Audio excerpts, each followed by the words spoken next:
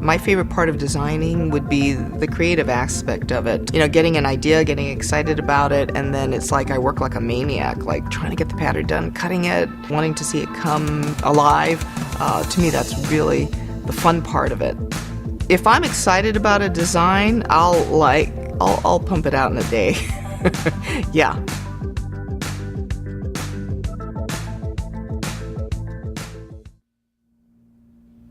I started sewing when I was in the 6th grade, so about 12 years old. Like every little girl that wants new clothes and, you know, into fashion and everything else, typically I was that way as well.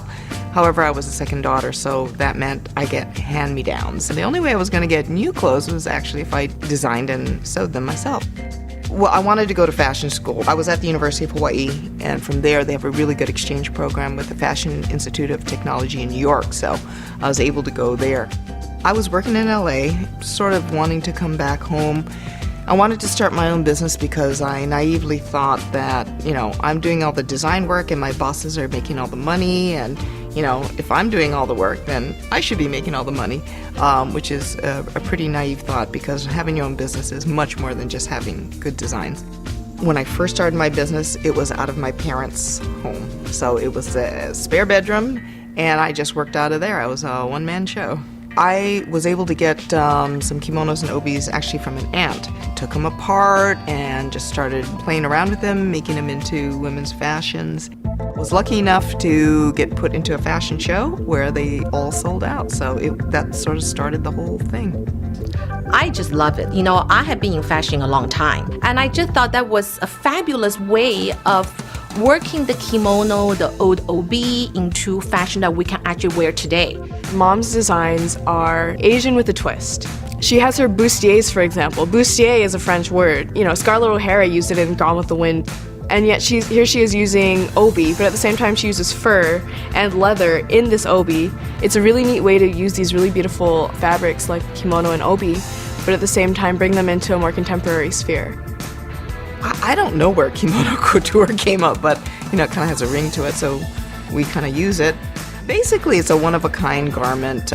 Well, I go to Japan once a year, and I'm always looking for new resources, new kimonos, obis, and I've been doing this now for over 20 years, and I still am learning about kimonos.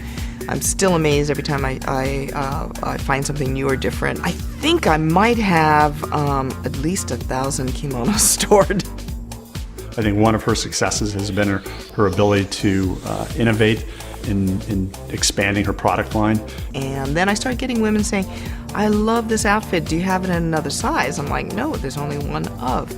So then I started looking into, well, if I actually had my own fabric, then I could make a run of things because I'd have enough. And so that sort of started my print collection. So she's been successful in getting into Nordstrom. She's had her display at Neiman Marcus and her sort of ready-to-wear line for Macy's. So it's great because it allows people to wear sort of these beautiful prints and designs that are indicative of their heritage and of their culture, but at the same time, it's more affordable and more practical. She's doing what she loves. But when I see that when she does costumes, her face lights up, she gets really, really excited. I love designing costumes. Sort of started dabbling in it when my daughter was dancing in ballet, and then the opportunity came up for me to actually do Madame Butterfly for the Savonlinna Opera Festival, which is the largest festival in Northern Europe. So I was able to go to Finland and do this incredible production over there. You know, it's glamorous. She gets to go all over the world, but at the same time, it's a lot of hard work. And for all of her success and all the things she's done, she's very grounded. She is very driven. She is very disciplined. She is a go-getter. It's a full family business. Her husband runs a lot of the operations side, and her daughter, Roxy, is probably the best lowest paid model. It's very hectic, but luckily we've perfected it over the years. I think one of the best things about working with my mom is that though she is my mother, she is also one of my closest friends. She and I just are really, really close, and she's just a really wonderful mom.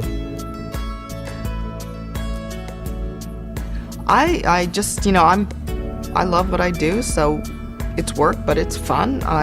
Every day I get up like, what am I gonna do today? It's always exciting.